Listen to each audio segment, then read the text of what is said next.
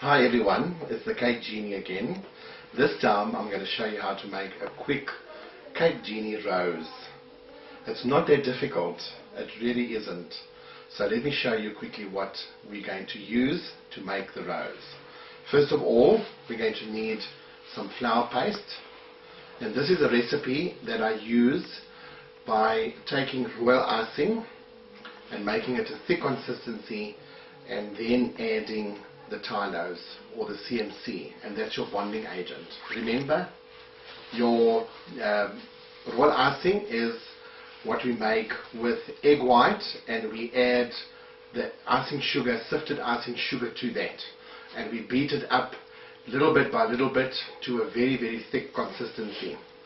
And that we then take the CMC, we add that to it, and we work it through. Remember, we're using CMC, which is also a gum, so that paste needs to mature. So make sure that you leave that to mature overnight. I'm going to need just a wire, and that's what you're going to use to attach your rose to. If you are wanting to bind roses together, the wire is absolutely necessary. If you want to use them for cupcakes, etc., then you can always use a toothpick.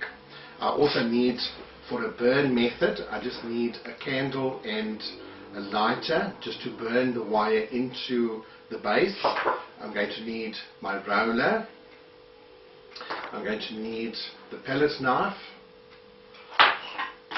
I'm going to need just a small, what I call this a 3-in-1 cell stick, which I'm going to use to ball the edges of the rose.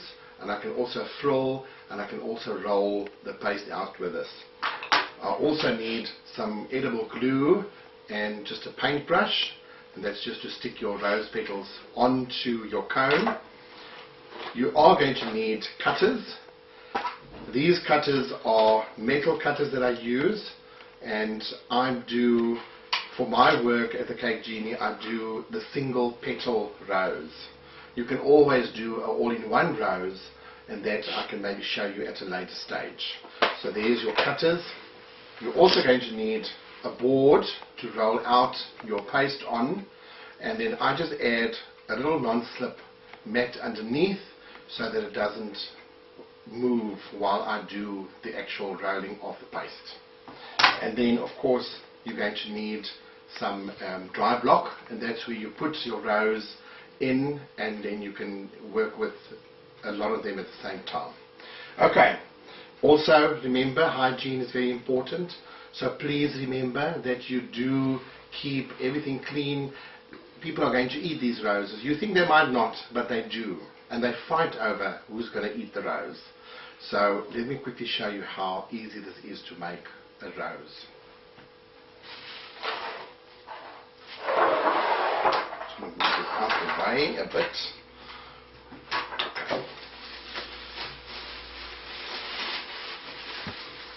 So once your paste is matured, you'll see it's got a beautiful consistency, a nice stretchy consistency, and it does look a little bit like modeling paste. Now this paste I prefer to use instead of the modeling paste, because the modeling paste has got glucose in and absorbs the moisture. This doesn't have any glucose, so therefore your rose won't collapse when the weather is very humid. The other thing I'm going to need as well, we're going to need as well is a little bit of wholesome, and that's vegetable fat that I'm going to put on my board so that when I roll out my paste, it does not stick to the board. Okay. Just work your paste through before you use it. And I'm going to do the cone of the rose first. So what we do is we use a small little ball of paste, and this ball is about the size of a marble. You'll roll that in between the two of your hands into a ball. Everything that you mold starts with a ball, or a round, or a sphere, or that shape. And then using the palm, I'm just going to execute a bit of pressure on the one side, and actually it makes a little cone or a teardrop shape. Then I'm going to take my cell stick, and on the one side I'm going to just roll and just grab the one side and roll it out nice and flat. I don't know if you can see on the board, but this is really what you want to do. You want to roll a little flap there, and that then goes around the rose, and that creates the impression that there is already one petal or two petals around your cone. Then I'm going to use the candle, and I use the burn method because when you heat up the wire and you then stick it into the paste, it actually melts the sugar to the wire, and that becomes very strong. So you could easily make a few of these and use them the next day, and you won't have any problems with the buds falling off. So make sure that you leave it there for about 10 seconds, and that will go red hot, and then quickly but carefully you're just going to insert it in the back of the cone. And now you've got your rose cone with your first petal or so, and that is already then on the wire. And once this dries, you are ready to go. So I've just set them aside for a day or so. If you do have extra paste, make a lot of these cones because you're going to need them in the future. So if you make roses in a few days time, you've already got them. So all the extra paste I use to make the cones with. And that's what you need to do to start your rose off with. If it is difficult for you to get that little wrap around the rose, then just do a cone that's just sharp, and then you can put your first two petals onto that afterwards. But that one does take a bit of practice, but if you can get it right already, it gives you such a nice finish when you look at the rose or you look into the rose.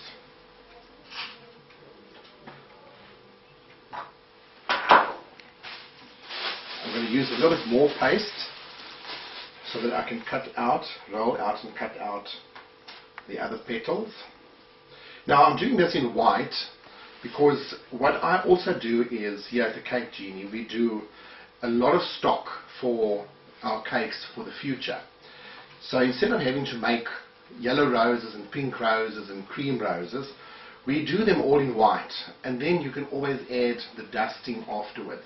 So you can dust it pink, or you can dust it red, or you can dust it yellow, or any color that you want. So the stock of the roses is important because we get lots of emergency orders sometimes, and then a rose takes about 2 or 3 days to make. Okay, so now I'm going to take the paste and roll it out. I'll lift it up and roll it from the center outwards.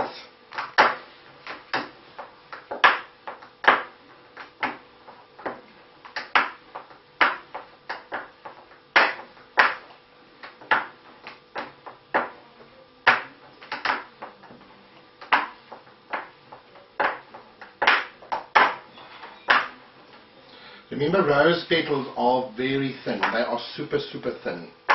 So make sure that you roll out your paste nice and thin.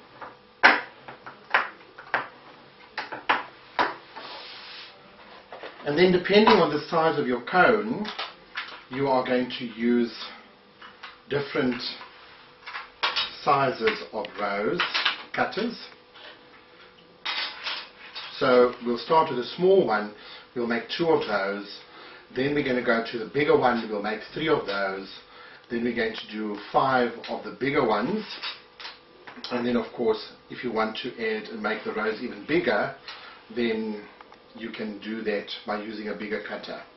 So just the 3 different sizes, and that will depend on the size of your rose. So if you want to make a very big rose, obviously your petals or your cutter is going to be much bigger.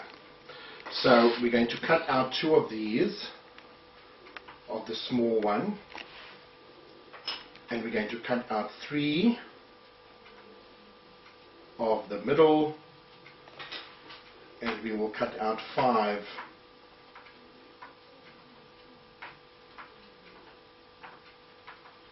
of the bigger one. Remember, this paste dries extremely quickly, so always keep it closed.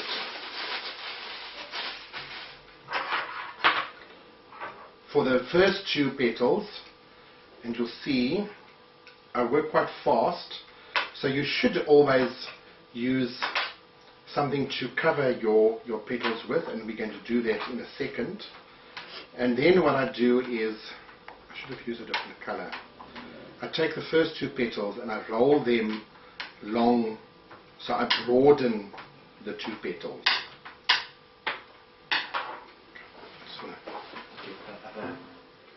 Okay.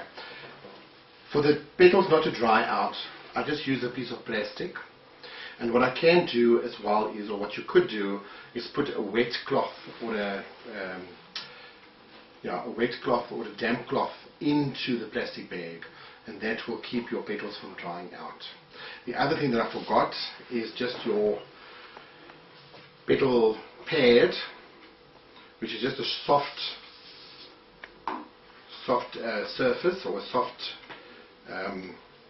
spongy material, and that's just so that you can ball the actual petals for the rose. So the first 2 petals which we have rolled out to make them a little bit broader and to thin them out, you'll place on your petal pad, and with your ball tool you are just going to run it up and down the top part of your petal. Remember, if you look at a rose in real life, you'll see that the point is always at the bottom, and that's how the rose looks, or the rose petals fit onto the rose. Then I'm going to use some edible glue with my paintbrush, and I'm just going to add a bit of glue on the bottom half .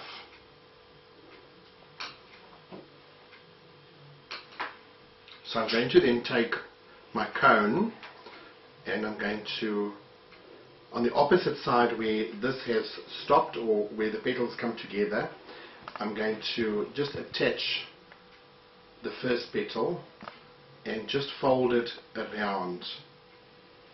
And there you can see I've got the 1 petal. So now it looks like there's 2 or 3 petals already on the rose. The next one will go on the opposite side, and I'm just going to make sure that it's a little bit away from the first petal.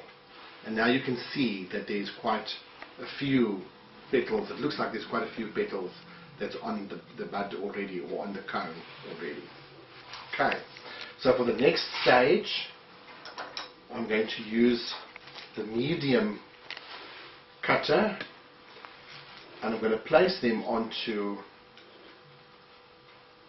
the petal pad, and again I'm going to use the ball tool, and I'm just going to run this up and down the top part of the petal. So the more pressure I use, the more frillier the petal is going to become. You don't want it very frilly. You just want to thin those top of the petals.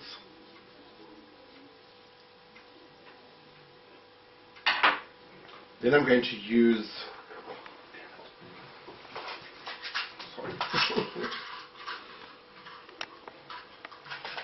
then I'm going to use a toothpick, and what I do is, on the right side I'm going to fold the petal down a little bit.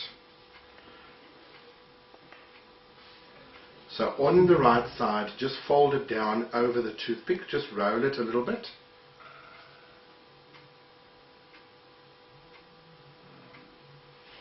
So now all 3 petals have got the right hand rolled or curled down. I'm then going to use again some glue, again on the bottom half,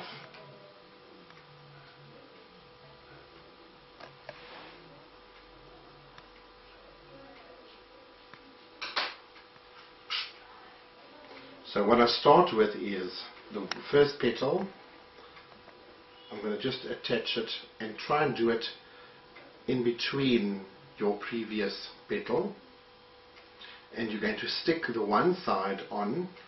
Try and keep the other side, the left hand side, just a little bit away because they're going to fold into each other. The second petal goes halfway onto your previous petal, and then it folds in to the center close to the cone. And now I want to open up this first petal a little bit so that I can place the third petal halfway on the previous petal, tuck it underneath the first petal, and then closing that petal again. So the tip here is to always make sure that you tuck your last petal underneath the first petal. So now it looks as if they actually fold into each other. Perfect. And you can at this stage let them dry a bit. If you're going to make buds, then you will put your calyx on here, and this is then what you're going to use as a bud. The bud only needs to have the 3 first petals on. We're going to go with the next 5, and really this is done exactly the same way. So I'll make sure that I just ball again the top part of the petal.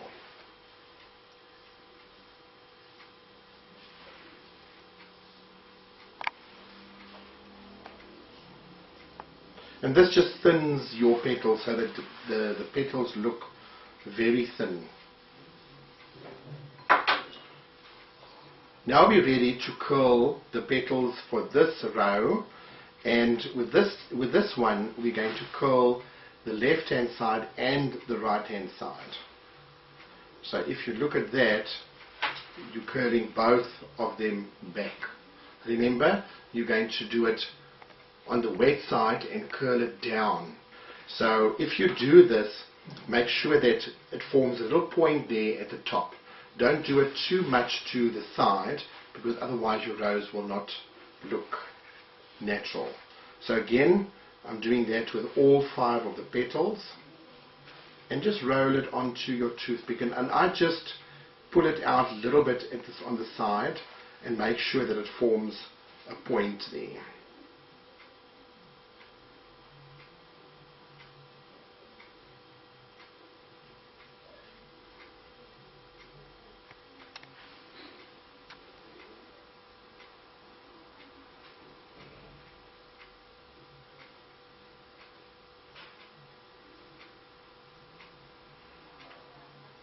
So there you've got your 5 petals, all nice and curled. And now, oops, there goes the first one. Now I'm going to take, again, some glue, and I'm just going to glue the bottom half of the petal.